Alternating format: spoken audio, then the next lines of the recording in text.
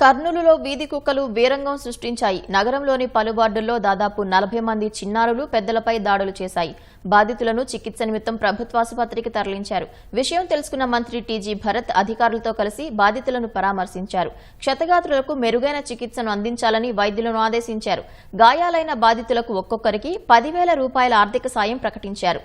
వీధి కుక్కలకు కుటుంబ నియంత్రణ ఆపరేషన్లు చేయిస్తున్నట్లు మంత్రి తెలిపారు.